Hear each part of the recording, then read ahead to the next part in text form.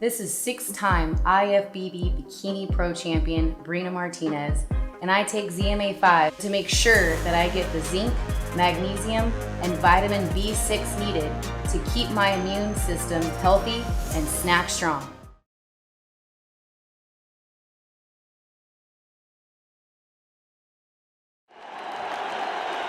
This is something that comes along every now and then in generation, and it's special.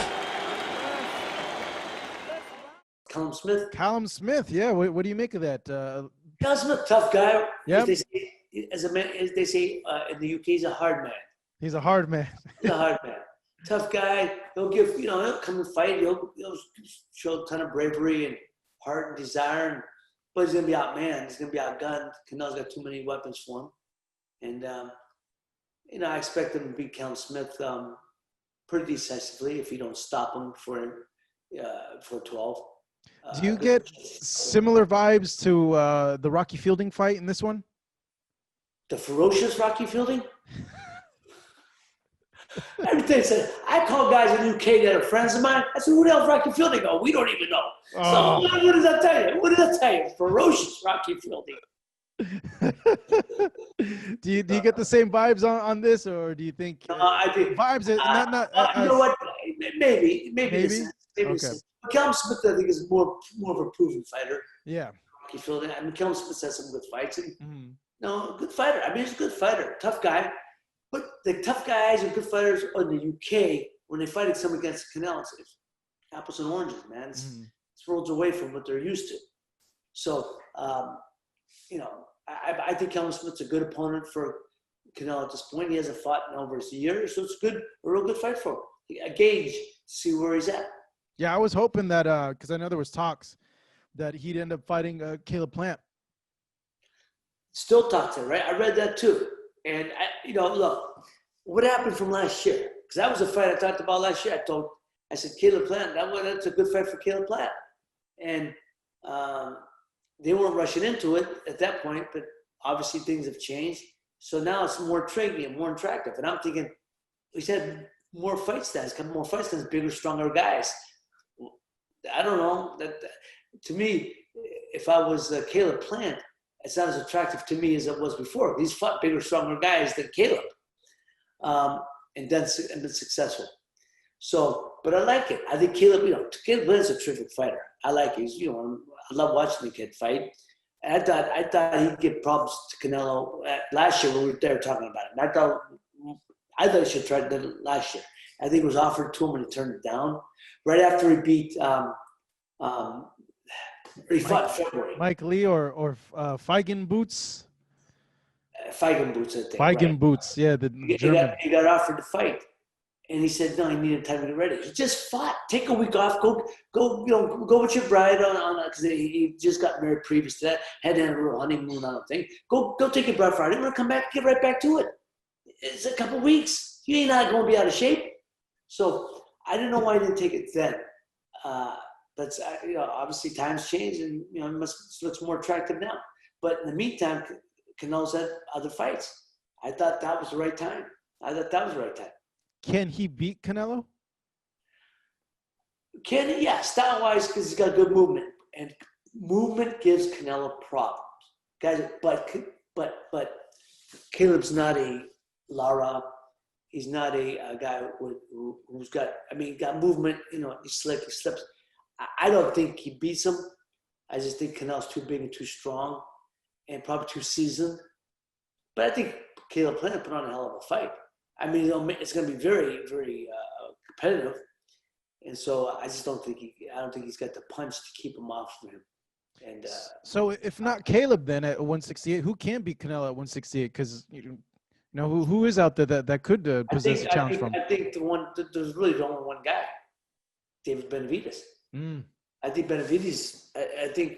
I like to see Benavidez and Caleb Plant a hell of a fight, and to me, they have genuine dislike for each other. So I understand offering Canelo's more money for a Plant, but Benavidez to me is a better fight for him.